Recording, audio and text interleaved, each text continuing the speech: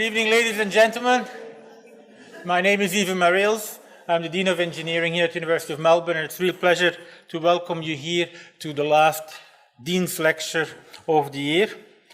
Today's lecture is sponsored across the Faculty of Science, Faculty of Medicine, and Faculty of Engineering because of its topic. Let me first start with acknowledging the traditional owners of the land on which the event is taking place. That is the land of the Wurundjeri people, and we pay respect to their elders, their families, past and present. So thank you for attending tonight, and given the topic, may I just remind everybody that it may be better to switch off your mobile phone whilst we're in this lecture. You can switch it back on afterwards, that's right. I also would like to remind people that tonight we are videotaping, and so when you ask questions, you're automatically going to be recorded, and we'll take your asking question as also a form of presenting consent with being videotaped and audio taped. Let me just introduce Dr. Devra Davis, who doesn't probably need an awful lot of introduction.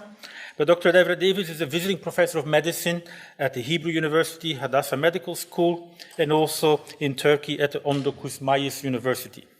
She's an expert studying the electromagnetic radiation for mobile phones and wireless transmitting devices at present. She was the founding director of the Center for Environmental Oncology, which was the first such center in the world, and was established at the University of Pittsburgh Cancer Institute. And he was looking at the environmental factors that contribute to cancers. In 2007, she founded a non-profit environmental health trust to provide basic research and education about environmental impact on health hazard. She served as President Clinton's appointee on the Chemical Safety and Hazard Investigation Board in the United States from 1994 to 1999. That was an independent executive branch of the government that investigated all the effects of chemical accidents and how to prevent and mitigate against them. She was also a senior advisor to the Assistant Secretary for Health in the Department of Health and Human Services in the United States, and as such has counseled many leading officials in the United States, United Nations, World Bank, European Environmental Agency, the Pan American Health Organization, and the World Bank. She holds a Bachelor of Science in Psychology, a Master of Arts in Sociology. She has a PhD in Science from the University of Chicago, and she has a Master of Public Health in Epidemiology from the Johns Hopkins University. A lot of degrees. She has also more than 200 publications, and she's been published in Lancet and the Journal of American Medical Associations, which are some of the top journals in the field of medical research. And she, of course, has publications in Scientific American and the New York Times. Devra Davis, we're very pleased to listen to the truth about mobile phone and wireless radiation. All yours, please.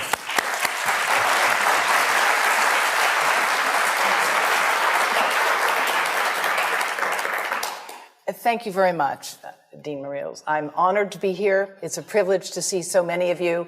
I must say I'm thrilled to be at this great university, which has a tradition of open and democratic discussion, and I look forward to having a frank and full conversation, as we say in the diplomatic world, because the issue I'm going to talk with you about is there isn't one truth. Of course, truth is a relative term.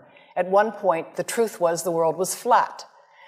When we talk about truth in science, of course, it's always relative. But there are now more than 6 billion cell phones in the world today, 8 billion wireless transmitting devices, more than 50 billion are anticipated to form the Internet of Things, and we have to recognize that we don't know a lot about the public health and environmental effects of this form of radiation. You've mentioned some of my career. I won't go through this in any great detail, but I would say to you that probably the most important thing I did, and I see many people in this room aren't even old enough to remember it, but a long time ago, you used to have smoke on airplanes. People could smoke tobacco on airplanes. And I was involved as a young scientist in the committee that actually reviewed the data and recommended that there be no smoking on airplanes. You may be shocked to hear that it was even a question for science at the time, but it was.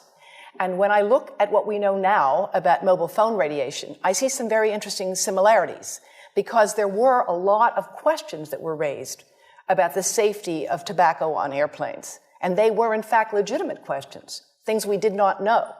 There are a lot of important questions to be asked about mobile phone radiation today, without any doubt. But the reality is we're not asking those questions. And with the exception of some researchers here and elsewhere, very little new research is being done in this field. So it's a thrill to be here because Australia has been a leader in research in the field of electrical engineering and its applications to medicine, doing some of the most exciting work in the world and funded by institutions around the world, including the US Department of Defense. And I've worked at some of the top institutions in the world in science, and so when I first thought there could be something wrong with mobile phones, I actually owned 3 phones at the time. I own 2 now. And everybody has to downsize a bit. And I didn't believe there was a problem, and I thought if there were a problem, I would know about it because, of course, I knew all about what was important in science. Well, I was wrong. I liked the fact that I could call people or actually send them messages and expect an answer at all hours of the day, and found it kind of fun in the beginning. And when somebody said to me there could be a problem with this with our health, I said, oh, don't be ridiculous. If there was a problem, I'd know about it. Well, I was wrong. And what I now know is that information is being sent to people routinely to give them safety information. I'm going to ask you to help me out here by looking at how many of you have an iPhone. Now, I assume you didn't all turn them off. So, for those of you who have an iPhone, would you nod, raise your hand again? I'd like you to share with your colleagues. So please go to the settings on your phone, all right? Please take a moment and nod when you've got there. All right? And be prepared to share, all right? Go to settings on the phone. Got there? All right. Now, get to settings. Now go to about.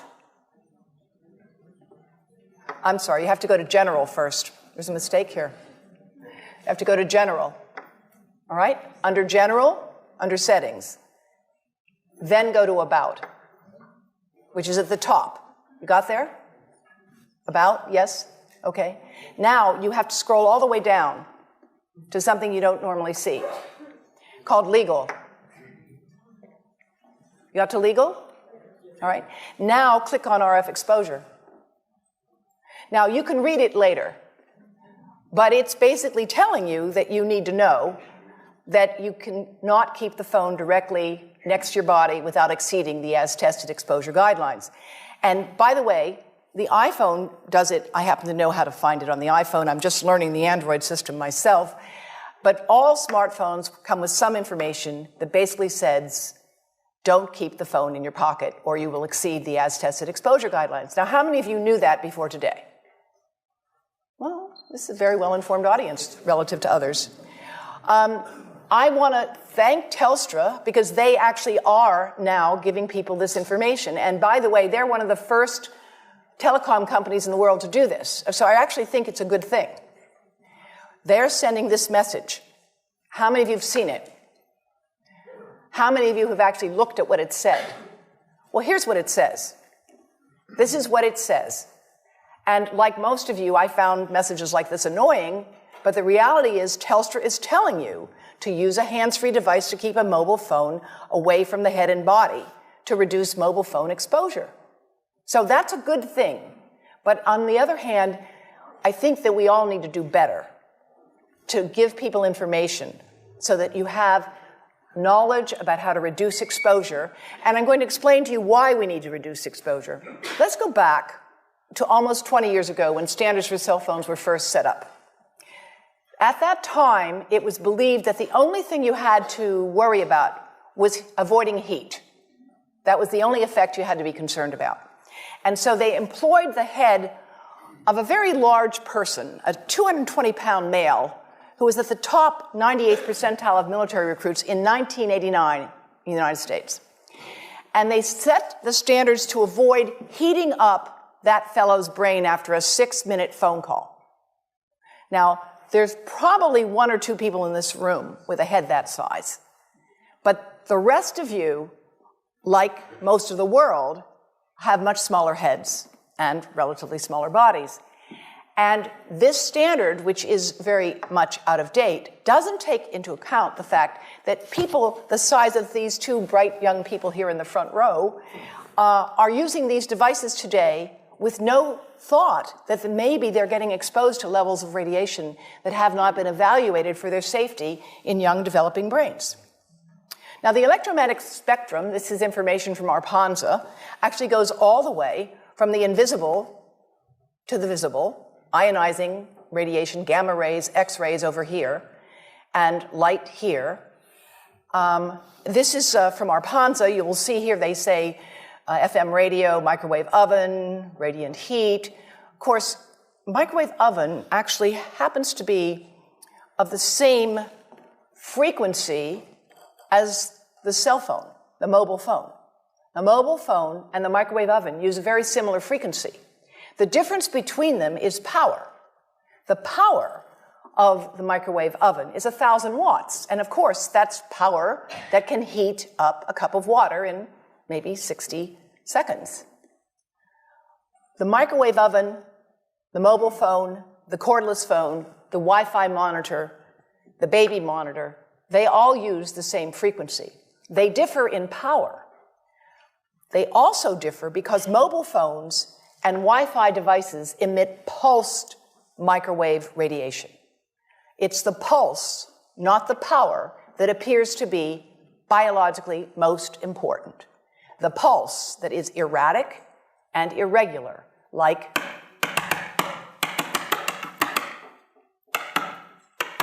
for thousands of minutes a month, for dozens of hours a week, over a lifetime, that irregular pulsed signal may be much more biologically important. And in fact, the continuous wave signals have a lot of therapeutic effects as are being applied in medicine today.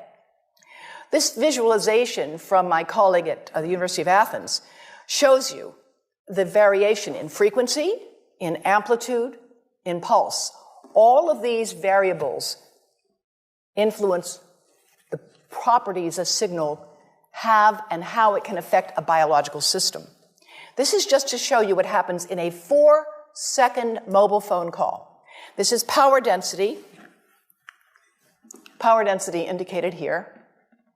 And of course, a phone is on standby, it's not doing too much, but 900 times a minute it's looking for a signal. It says to the tower, "Where are you? Here I am. Where are you? Here I am." It's smart. That's how it's supposed to do. Now, when the phone rings, the worst time for you to put a phone right next to your head is when you answer it and say hello, because it's smart and it goes to max power. They're programmed to do that. Max power.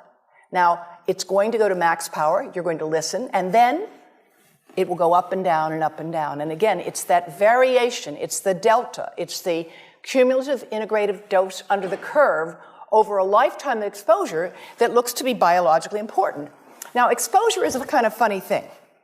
There's a rather widely distributed paper by Ken Foster and C.K. Cho that said that the exposure of an adult and the exposure of a child is identical, and therefore there's no real difference in how the radiation might be affecting them. Well, let me explain something by showing off my daughter and my granddaughter.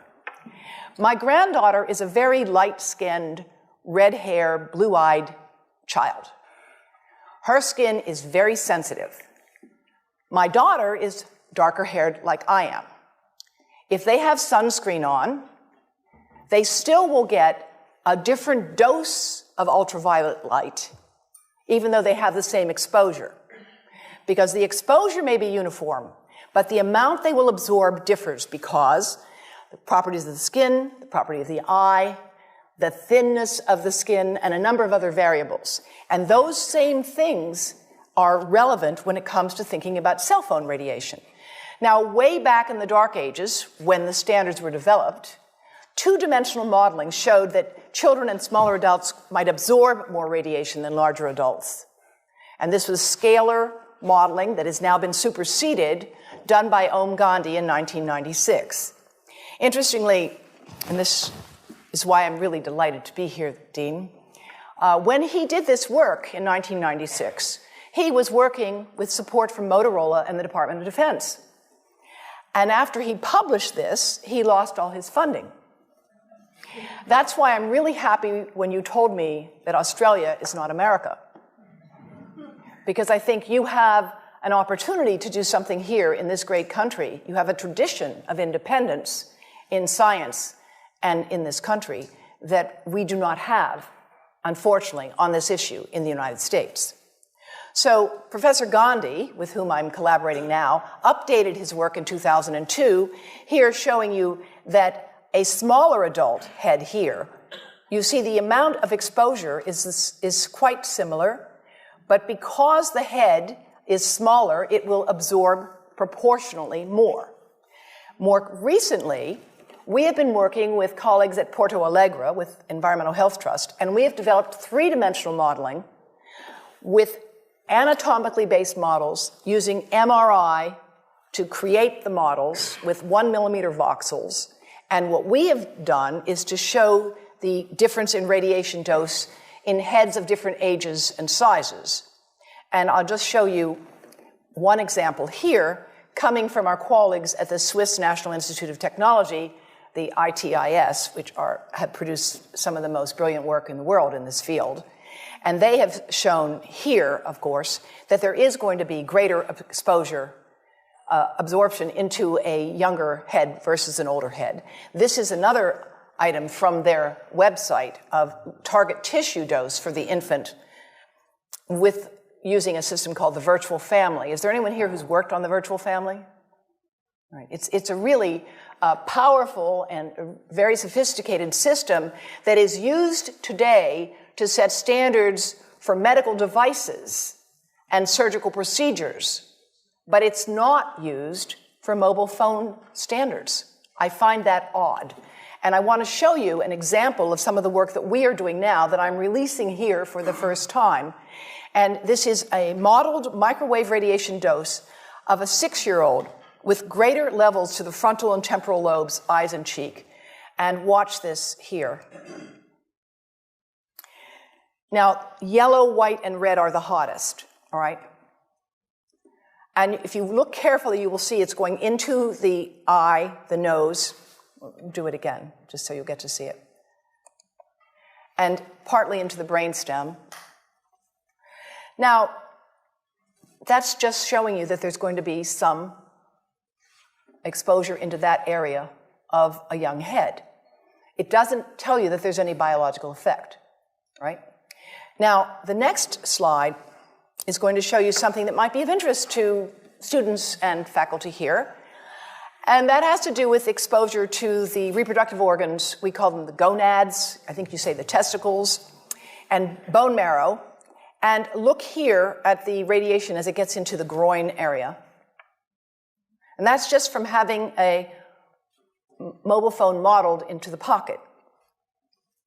And this, again, is based on normalized SAR with I think we had a dipole antenna. And there are many different variables you can alter in coming up with this kind of simulation, right? The number of antenna, whether it's GSM, CDMA, whether it's simultaneously operating only one antenna or more than one. But we believe that this is the kind of work that needs to be done and that this institution might be in a position to do it. And my colleagues from Brazil would be happy to share with you the modeling that we have done to date to generate this. But based on this work and other studies that have been done around the world, the United States magazine Consumer Reports recently recommended that nobody keep a phone in their pocket. Nobody. And in fact, if phones were tested in pockets, they would exceed the as-tested exposure guidelines, which is why Telstra has recently issued that advice. Now, when it comes to pregnancy, we're working with Yale University and more than 100 physicians and experts in the United States and around the world who are specialists in pregnancy. And we have been modeling exposure to the head at the end of pregnancy. And at the end of pregnancy, when, of course, the head, as any woman here knows, is right at the surface if you're lucky, it's at the surface and it's not facing the spine, then you can get the greatest exposure because, of course, the skin is completely permeable to this radiation exposure. And that's why we've developed the Baby Safe project with colleagues at Yale to advise pregnant women to protect their abdomens from mobile phone radiation, as well as from iPads, which I should add, iPads and other devices are called tablets because they belong on tables. They are tested 20 centimeters away from that big guy that I showed you before. 20 centimeters away. They are not approved to be held in the laps of little children, although millions of kids are having them now in schools because the people involved in educational technology and those involved in public health research are not talking to one another. Because if they were, they would understand that you're giving children a two-way microwave radiating device, and if you must give them such a device for learning purposes, put it on airplane mode so that it's not sending and receiving signals as it does otherwise. Now, this is some new modeling, again, that we've developed with colleagues in Brazil, and we can share with you how we've done it. We first start out with the MRI and create the model with 1 millimeter voxels, and this is quite a bit of work goes into creating this, and here is what it looks like after a period of 6 minutes. That's really not as bad as it might look because you see the red area only gets partway through the eye of the adult, right? The one that we're really concerned about is this one with the young child. And this is a 3-year-old brain that we modeled. And you see that by the end of that 6-minute call, the peak radiation, yellow and red, is getting all the way into almost both eyes. And again, this is one call, and it's not going to kill anybody. It may not cause any biological effect whatsoever for 1 call or 2 calls or 3 calls. But the question is, what's the cumulative impact of this kind of exposure? How do we evaluate it? How do we study it? The problem we face is that right now, we're in the midst of an experiment on my grandchildren and your children, and we don't have anybody to compare them with. We don't have a control group in science. When you are given a drug, it's usually been studied where some people get the drug and some people don't get the drug, and they're called the controls.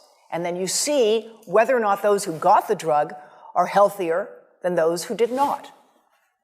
And when you get results, you can conclude, if there is a difference between the exposed and the control group, that your drug has worked. Well, when it comes to mobile phone radiation, we've lost our ability to have a true control group.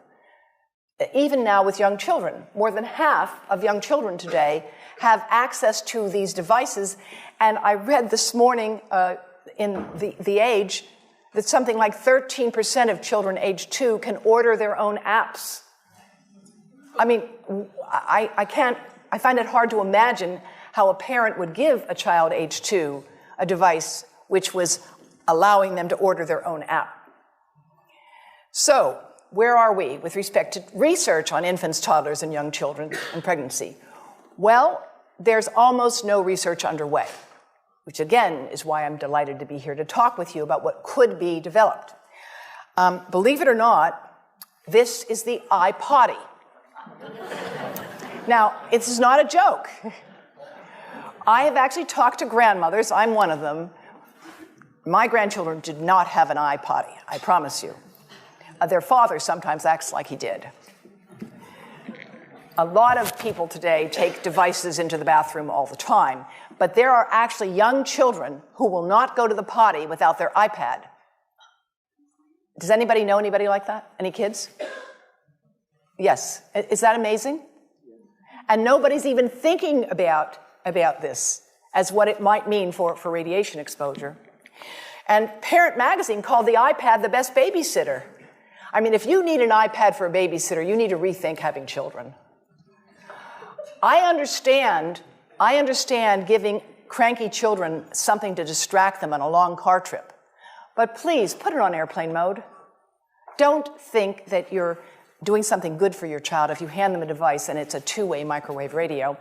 Now, I want to show you something that you may find hard to believe, but of course, anybody who's been around babies lately knows that this is what they do with anything you give them. That's how they learn things. They put them in their mouths. But this is something that you have to watch to believe it.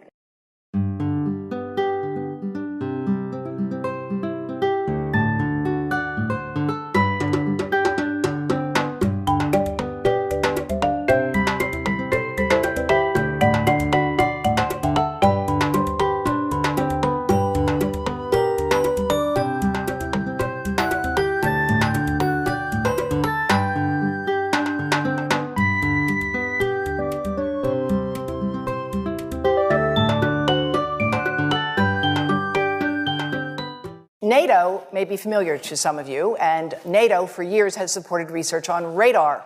Radar, of course, gave birth to the microwave oven. How many of you know that? Okay, the first microwave oven was called a radar range. The guys figured out that they could cook things with radar, and they thought it was pretty cool. They actually discovered it because when guys would be standing on the deck and it was cold at night, they would warm themselves in front of the radar, and if they had chocolate in their pocket, it would melt. So that's how they decided to figure out what would happen if you beamed radar at things like hot dogs and corn, and soon enough that gave birth to the radar range. But women didn't like the idea of cooking with radar. Guys thought it was pretty cool. So they rekindled the name to microwave. It sounded dainty and more palatable. And nowadays a microwave oven is a staple around the world. Experimental studies have been supported by NATO on radar for years, and one of the laboratories they've supported is that of Professor Nesrin Sahan and her colleagues. And the Environmental Health Trust convened an international conference with her laboratory partners and the Ministry of Health of Turkey in 2011, and I want to show you briefly some of the work that developed from that laboratory. This is showing you cellular damage that occurred in animals that were prenatally exposed to mobile phone radiation that was produced by a computer simulating the mobile phone exposure under controlled conditions, right? So, because you can't really get rats to make phone calls. You've got to model the exposure. And what they did is they measured in, these are your controls that you compare things with, and these were the exposed. Prenatally exposed, just 15 minutes a day for 7 days. Not much exposure. But these are small animals, and they grow within 3 weeks. They reproduce. And what they were able to study was changes in liver malonaldehyde, which is a measure of peroxidation. It's a measure of damage to the liver, right? So these animals basically had significant damage to their liver if they had been exposed prenatally compared to controls. Now, another group in Turkey has looked at prenatal effects on the brain and the testis. And, a lot of countries, this is a very important research that has been done here. And they looked at counting the number of cells in certain areas of the brain, the hippocampus, which is a critically important part of the brain. And since I see there's a lot of non-expert here, and let me just explain that your hippocampus is pretty important to things like memory, balance, things like that. So studying effects on the hippocampus in animals is kind of a good way to anticipate effects that might develop on intelligence and other things. And they looked at newborn rats after they had been exposed prenatally and compared those who were exposed to those who were not exposed. And they looked at their brain cells, the number of cells, their shape, etc., with established methods for testing this. And this article was published in Brain Research, which is a relatively high-impact journal. And what they showed was that prenatally exposed newborns have basically fewer cells in the hippocampus. Here's the exposed, missing some cells, and here are the controls, which they're compared with. And you can see here that these cells are, there's more of them. Here they're more scattered. And in fact, they did another test of memory. Now, how do you test memory in an animal? You don't have them fill out the crossword puzzle. You test memory in an animal with well-established protocols of learning. You teach them to run a maze and get a food reward. And you see how long it takes them to do that. And what they did, it's a radial arm maze. They trained these animals who were starving to get a food reward, right? And after they did that, they then saw how long did it take them to learn this if they had been prenatally exposed to mobile phone radiation. And what they found was that newborns that had been exposed took 3 times as long to find their way out of an experimental maze and made twice as many errors. And this, again, it's a statistically valid method for evaluating learning. Now, closer to home, so to speak, between the brain and the testis, studies have been done here in Australia at Newcastle by a fellow who's now the pro-chancellor of the university. And these studies have been done taking sperm from healthy men. And one test tube gets exposed to cell phone radiation, and one test tube is not exposed to mobile phone radiation. And then the results are evaluated. And this is a measure of vitality. We measure how well the sperm swim. This is a measure of motility. This is a measure of mitochondrial DNA damage. They have 3 times as much damage on their DNA if they have been exposed to mobile phone radiation as compared to controls. And now the issue is, why does it take 500 million sperm to make just one healthy baby? It takes a lot of sperm to make a healthy baby. The answer is because sperm don't know how to ask for directions. But they are easy to study. And these research has been done in India, in the United States, at the Cleveland Clinic, and around the world. So many different studies have been done on sperm damage associated with mobile phone radiation that in the 7th edition of the textbook Biostatistics in Medicine, Stanton Glantz concludes that the evidence linking mobile phone radiation to sperm damage is causal, meaning there clearly is a cause of damage to sperm from mobile phone radiation.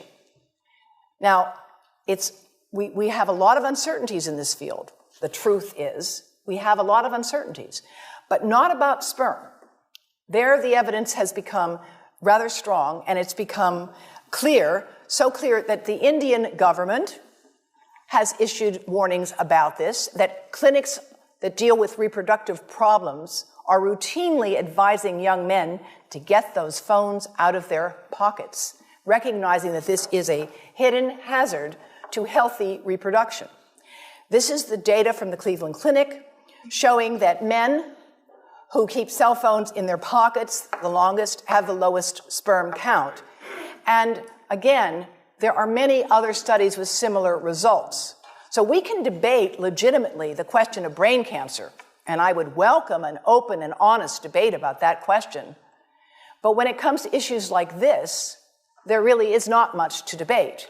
And it's interesting that the research on this issue comes from people who are expert in male fertility, who started to treat men at infertility clinics and noticed that this was a major contributor to their fertility problems. Now, experimental studies have been done also in India to confirm this kind of damage, not just looking at prenatal exposure or early life exposure, but taking middle-aged rats, 70-day-old male rats, that's middle age for a rat, and exposing them 2 hours a day for 45 days to a computer-generated mobile phone signal. And those results show lower testosterone, which is a very important hormone for a male. Men and women both have testosterone. Men just need a lot more of it. And also increases of DNA damage as measured by certain enzymes. And the offspring had lower fertility. And this is just to show you, this is a normal testis. You see the boundaries, the cell wall. It looks very nice. And this is after microwave radiation exposure. So there are some pretty stunning images that have been generated in the basic biology literature when it comes to these kinds of effects. Now, the breast. The breast is mostly fat, contains a lot of fluid. Things that contain fat and fluid cook faster in the microwave oven. Now, a cell phone can't cook anything, all right? Mobile phones do not pop popcorn. That was a fraud. They don't make any heat that we know of, otherwise they wouldn't be permitted. But they do go through things that contain fat and fluid. And we are now working at Environmental Health Trust with scientists at the University of California, San Francisco, scientists at formerly the president of the American Cancer Society of California, because we are seeing women who keep cell phones in their bras. Has anyone seen a woman put a cell phone in her bra? Hands up, please. Please tell them you've heard now why they shouldn't do that. And here I want to show you our first case report from 2009, and we now have many more. This was a Chinese-American woman who used her cell phone 4 hours a day in her bra for 10 years while she was driving. Now, and you drive with a phone on your body. The phone is smart. It's going to go from one tower to another, and it's going to say, here I am, where are you, here I am. And it's going to be going to max power each time it moves from one cell tower to another. And there it was right next to her chest. And the tumors that developed right under the antenna of the phone. Unusual tumors. Well, you know, that's a very good question. Does it apply to males who would put the phone in their breast pocket? We actually have cases now of men with unusual skin cancers or unusual growths where they've kept their phone in one place. And again, if they were phones would not be past testing approval if they were to do that. Male breast cancer is very rare, very, very rare. But we are seeing some reports of cases. And here, unfortunately, this is an MRI of a young woman, a very brave young woman named Tiffany France. When she was 21, she's now 22, she developed metastatic breast cancer. This is metastases into her chest wall right here.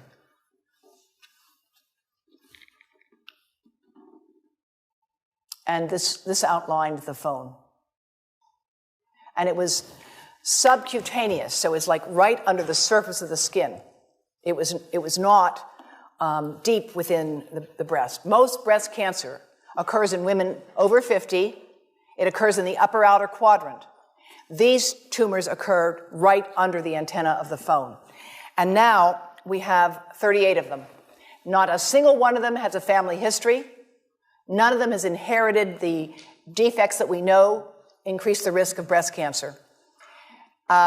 They have multifocal tumors. That means they have more than one tumor, and the tumors are located under the antenna, sometimes just right in the center of the chest. So we're collecting information because that's what we do in science. But we want to, in the meantime, issue precautionary advice because that's also what we do in public health when it comes to setting public policy.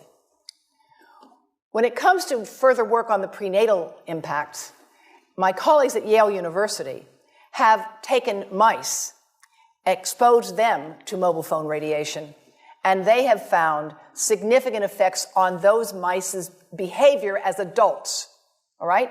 Prenatally exposed mice have hyperactivity as adults. And these are some of the data.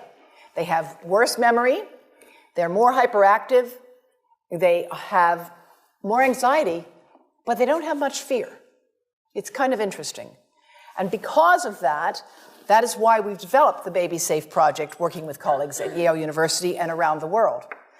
Now, how many of you had heard that in 2011, the World Health Organization had reviewed all of the evidence and decided that mobile phone radiation was a possible human carcinogen? How many people had heard that? Okay. It's interesting that that information isn't more widely known, and we can explore the reasons for that perhaps at a later time. But the fact is, the group that reviewed this evidence for the World Health Organization looked at all the evidence at the time in 2011. And at that time, they said it's important to conduct additional research and it's important to take pragmatic measures to reduce exposure. Now, that's why it's wonderful that Telstra is giving this advice.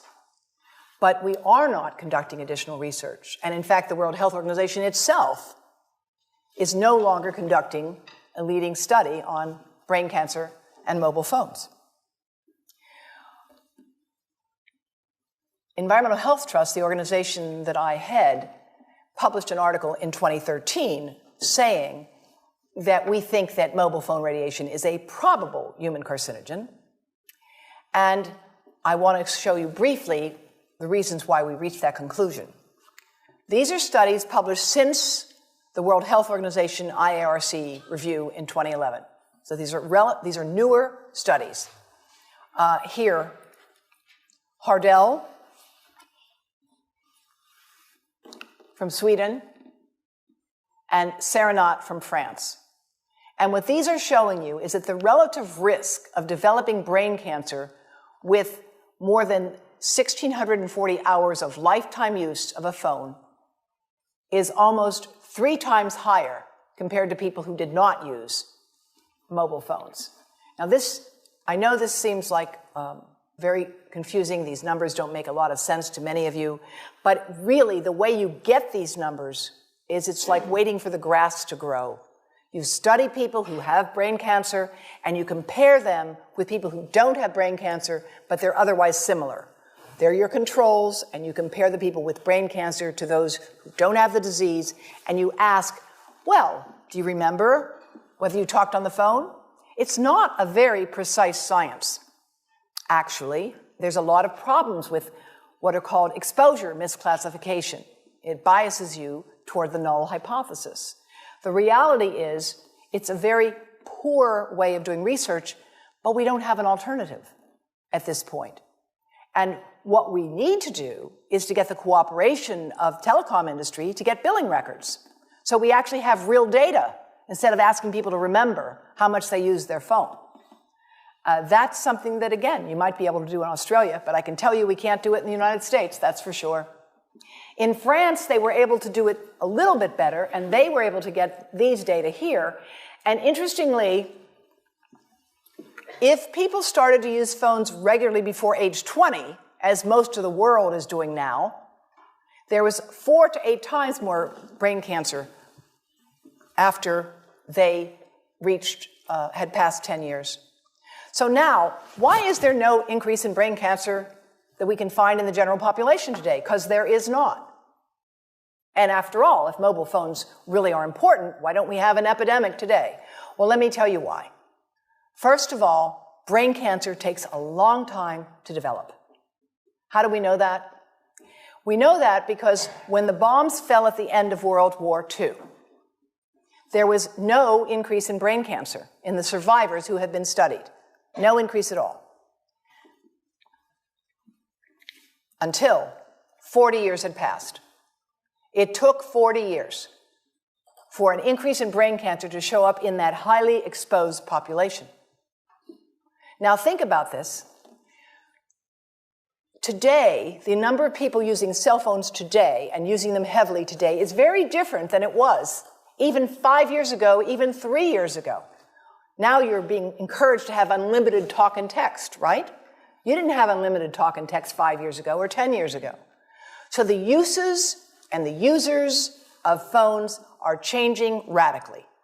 In fact, most epidemiologic studies find no increased risk of brain cancer from mobile phone radiation. They don't. Until 10 years of heavy use. And by the way they define a cell phone user in these studies, I'm not making this up, is somebody who makes 1 call a week for 6 months. Yes, yes. 1 call a week for 6 months. That was the definition in these studies, which, by the way, don't find any increase. All right? So I'm not saying this to say that they did a bad job. I'm saying that we are challenged here with how do you do a study of something that's rapidly changing while you're studying it. The technology has changed. The way people have used it has changed. We never anticipated having infants and toddlers in cribs using these things. Nobody ever anticipated that. There's never been any modeling of the brain until we did this right now. And when I first said to my colleagues, by the way, took us 4 years to get this work done. And 4 years ago, I said, let's do that modeling. And they said, what are you talking about? Why would anybody want to model an infant or a 3-year-old using a mobile phone? I said, you wait, unfortunately. And so now we have a market, because the adult market is saturated. Australia already has more phones than people. It does. And so the market expands to the infants and toddlers. Now I want to share with you some of the work from my colleagues in India. Dr. Sharma is the Senior Deputy Director General of the Indian Council of Medical Research. And this work, Malka, I think will be of great interest to you because of the work on honeybees. We don't just have to wait for brain cancer to take 40 years to come up with answers. Honeybees have the advantage of being relatively easy to study, and there actually are established protocols for doing this. And I'm going to share with you some of these data, and they have been developed by colleagues from a number of countries. Honeybees have different characteristic dance patterns, and they have different jobs. There's the worker bees, and there's the bees that make the honey, and there's the bees that protect the queen. And I don't know all the details, but here's what I do know. If you try to study these under controlled conditions, you can take hives and put a mobile phone in some hives and a mobile phone in other hives that's not on. And what you can find is that after exposing the honeybees to an operating mobile phone, the workers don't come back to the hives. Now, this ought to be of great concern because agriculture depends on honeybees. I think you in Australia have a new business that's developed, I know it in the United States, where people drive trucks around with hives in it to fertilize crops. Have you heard of this? They drive them around because the honeybees are disappearing. Now, there are many different factors that affect honeybees. Climate is certainly one, pesticides is certainly another, but mobile phone radiation could be yet another, and we certainly need to find out if that is the case. 10 minutes of mobile phone radiation daily for 10 days, worker bees did not return to test colonies. And this would be something that could easily be replicated. So now we have to deal with the reality. There are many inconsistent results. I'm not just skimming the cream here and showing you the positive ones. There are a lot of studies that find nothing at all. Nothing. Why? Well, first of all, sometimes they study different cell cultures. So if you're looking for adult cells, they may be much more robust than if you're looking at neuronal stem cells. And that turns out to be the case. Sometimes they're using different exposures. If you're looking at continuous wave versus digital pulse signals, if you're looking at a square wave versus a sine wave. There's also another fact we have to talk about, which is yet another reason why I'm glad that Australia is not America. Sponsored research, this is to put it politely, can induce publication bias. Another way to say this is that where you stand on an issue depends on where you sit and who's bought your chair. And there's a tremendous amount of sponsored research by people who are hired to do studies to find no effect. And that's plagued this field in a number of countries, including within the government itself. So I don't know about the details here with Arpanza, but I can tell you in the United States today, the gentleman who is directing the Federal Communications Commission, Tom Wheeler, was for 10 years the executive director of the Cell Phone Telecommunications Industry Association. And now he's in charge of regulating those devices. So it's challenging to have a neutral playing field under that circumstance. One example, the US Congress asked for a study of what needed to be done on mobile phone radiation in 1993, in 1998, in 2002, in 2012. That's how many times they've asked for that study to be done. So each time a study is done, and each time the conclusion is reached, we need more research. We need more research. Well, that's my bread and butter. Of course we need more research. But if instead of funding the research, all you're doing is calling for it, then it becomes a bit of a smokescreen. So that's part of our challenge on this issue. It's a lot easier to call for research than it is to carry it out. This research is hard to do. It's not simple. There are real complexities to this field. Unfortunately, at least in the past, industry had a very clear strategy. And in my book, Disconnect, I document and quote in the new afterword that in 1994, when industry first became aware that there were studies suggesting that mobile phone radiation could damage brain cells of rats, a memo was written to, quote, war-game the science. War-game the science. This issue is far too important to be gamed. It's not a matter of war. It's a matter of the future health of your children and grandchildren. And that's why it's really a special honor for me to be here today to talk with you about what could be done. Here are some of the policy responses that have developed so far. There are right-to-know laws and policies. Labeling is spreading. Headsets must be provided with all phones in a number of countries, and I'll get to those in a moment. There are changes in hardware and antenna design and software, operating systems that can be developed. And there are also changes to what we demand for proof, of evidentiary burden. Any lawyers here? Right. So the evidentiary burden that's being required for proof of harm is changing. Do you really want to have to prove that there's a significant increased risk of brain cancer before taking steps to reduce exposures to prevent that harm from happening? That's really the question. How much evidence do we need before taking precautionary steps? And that's what brings me back to my days at the National Academy of Sciences when we seriously looked at the evidence on passive smoke and airplane travel.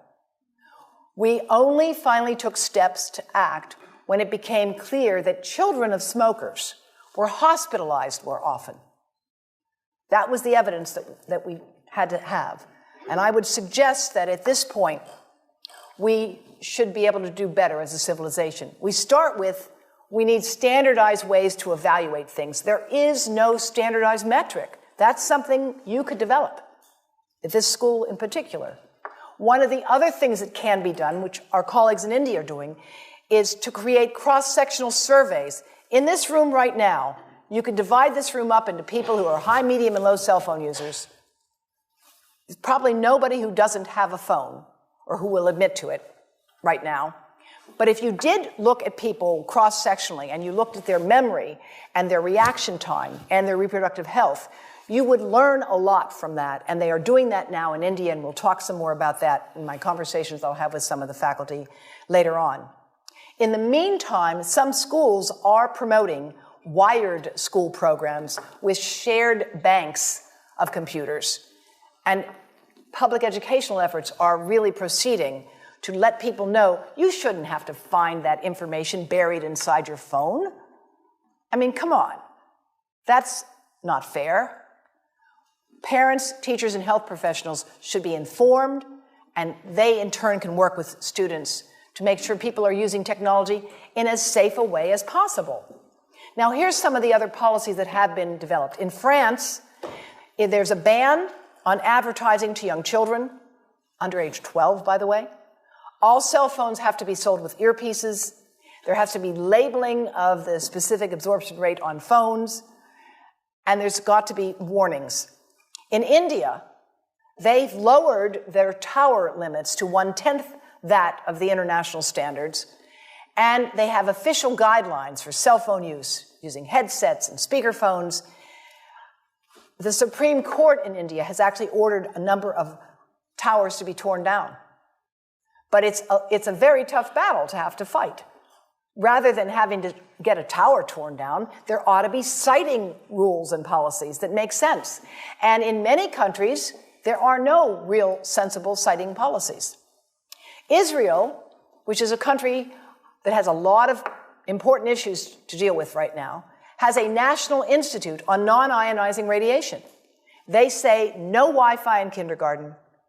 They prefer wired over wireless in schools. All phones, again, are to come with headsets and safety. And no advertising with children. In Belgium, the law has been implemented as of 2014. It was passed in 2013. No phones are to be designed or sold for children under the age of 7. Again, all handsets must be sold with headsets. And the sale to young children is specifically prohibited. Prohibited. Canada has issued practical advice as well. And I don't go into any more details here. These slides will become available on the website for the university, and we have much more detailed information I can share with you from our website as well. The Canadian Parliamentary Health Committee has urged that there be a recognition that this is a, quote, serious public health issue. And we agree. And I testified before the Canadian Parliament on this issue, and I was pleased to see their report agree with that point.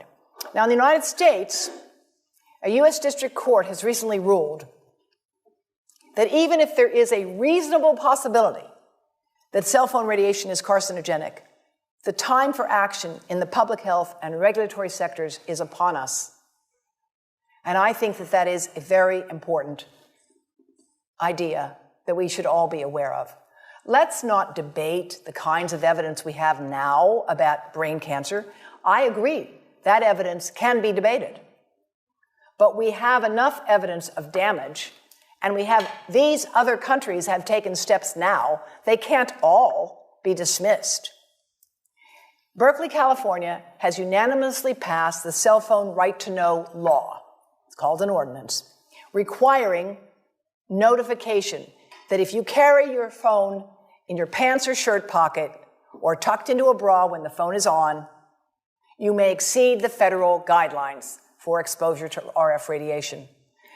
This is a website that has all of the fine print warnings, so far as we know them, available. Environmental Health Trust is working with others to share this information. We hope you'll share it with all of your friends and family. This is the Baby Safe project that we have underway. And now, just so you understand that this is not a question of being anti-industry. Here's what industry is doing. Vodafone has to provide a report to the American government as part of their annual reporting to the Securities and Exchange Commission. They must report on what are called risk factors and uncertainties. And they report that they face risks because they may have to pay people for health damages. The last sentence there, a change to this view that there's no health problem could result in a major reduction in phone usage or major litigation. That's a risk. China Mobile, in their report to the U.S. Securities and Exchange Commission, they had to say, we cannot be certain that future studies will not impute a link between electromagnetic fields and adverse health effects, and because of that, it's a potential risk as well. AT&T says unfavorable litigation could result and require us to pay significant amounts of money. Well, speaking of money, would you give 2 cents? Would you pay 2 cents a month for every device you have, for every provider, for every manufacturer, in order to support the cross-disciplinary training program that is needed in bioelectromagnetics for engineers and physicians and computer scientists? That's what's needed to identify the data gaps, the research and development needs, to monitor the populations, to see what is happening to our children today, to look at hearing and memory and sperm count. That's what I think we need. We need a major program to fund independent research and training. Because I learned this way after I went to all that schooling you mentioned at the beginning, and it's not easy stuff to do. I hold my hat off to all of you electrical engineers. It's complicated. But in the meantime, people have a right to know how you can minimize exposure. And again, I think This information is available on our website, will be available on yours. Remember, if you have to give a phone to a child, put it on airplane mode. And think about this. That microwave oven, it works because there's a metal box around a microwave signal, and the signal pings all over the place. Next time you get into an elevator or a train for any length of time, put your phone on airplane mode. Otherwise, that signal is going all over the place, magnifying and coming back. Keep the mobile phone away from you when it's on and you are asleep. Now, it takes a village to do a lot of things. These are some of the people whose materials I've used today with their permission, and I can't read this list to you, but I want you to know that I feel really honored to be working with some of the most talented people in the world on this issue. And they have given me permission to share these materials with you. And I leave you with this thought from Albert Einstein. The world is not dangerous because of those who do harm, but because of those who look at it without doing anything. So, thank you.